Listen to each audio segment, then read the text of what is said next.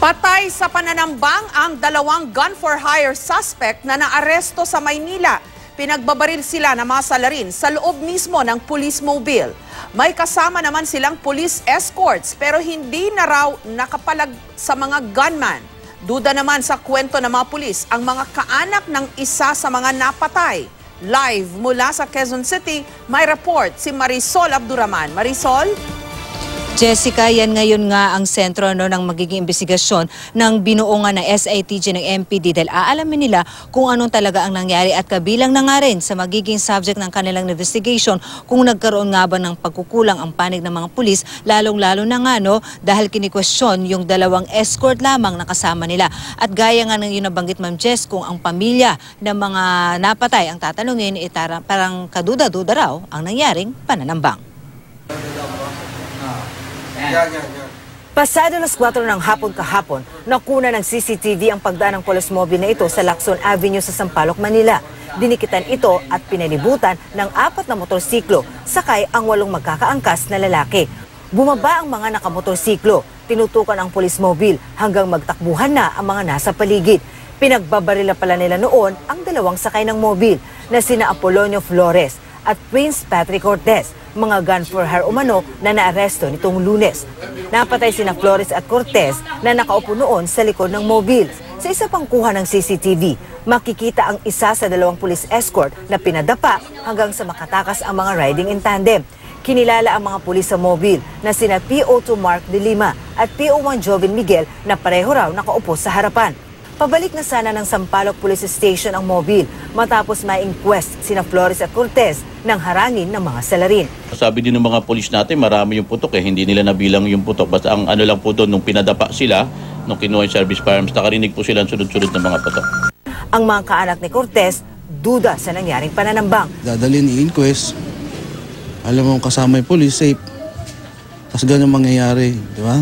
Parang hindi ka panipaniwala. Masama rin daw ang loob nila sa ibinibintang ng mga pulis na hard killer ang kanilang kapatid at sangkot din umano sa droga.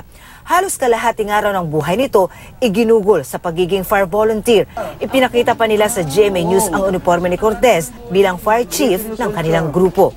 Patunayan namin na kung ano talagang kalalabasan ng kaso, lalaban na lang namin. Natuntun din ng GMA News ang tirahan ni Flores pero wala doon ang kanyang misis.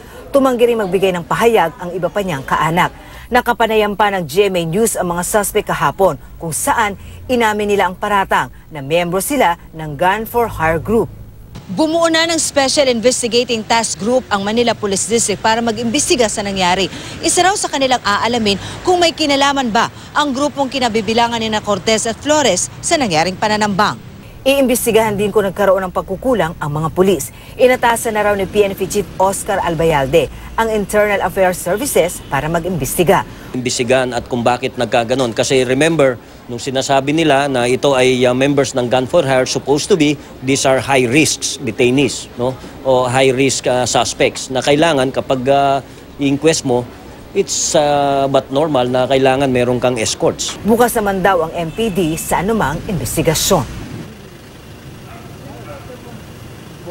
Jessica, sa gitna ng pagdadalamhati nitong mga kaanak nga ng mga napatay ng mga suspect na in-inquest lamang ng araw na yon, hustisya ang kanilang hiling sa nangyari dahil para sa kanila, tila hindi raw kumbinsido o kupanipaniwala ang nangyaring ang ambush doon sa kanilang mga kaanak. Samantala, ay naman dito kay MPD Chief Vicente Danao, handa naman daw o bukas sila kung sakali man daw na magkakaroon ng third-party investigation para malaman kung ano talaga ang nangyari bagamat na iintindihan naman daw nila ang pagdadalamhati ng mga kaanak. Jessica. Okay, so Marisol, in other words, to make a long story short, nasalisihan yung mga pulis. Kasi hawak na nila itong dalawang gun for hire, tapos may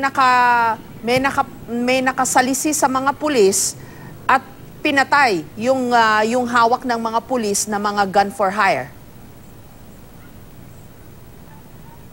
Looks like it, Ma'am Jess, kung ang mga pangyayari ang ating pagbabasehan nga at base na rin doon sa kuha ng CCTV, parang nasilisihan nga sila dahil yun na nga, na-target ang, kung talagang yun nga, na-target ng grupo itong dalawang sakay nga nila sa mobile, pagkatapos silang ma-inquest at Yun na nga, pinababa pa sila at talagang tinarget at niratrat itong mga suspect right after na makababa nga itong mga pulis. Pero ang inaano nga dito is parang ganun na nga, talagang nalusutan sila, natunugan kung saan sila dadaan, anong oras, na timingan. So lahat ng mga pangyayaring yan, Jessica, parang it points out na parang ganun na nga, nasalisihan sila ng grupo na nanambang nga sa kanila ng araw na yun.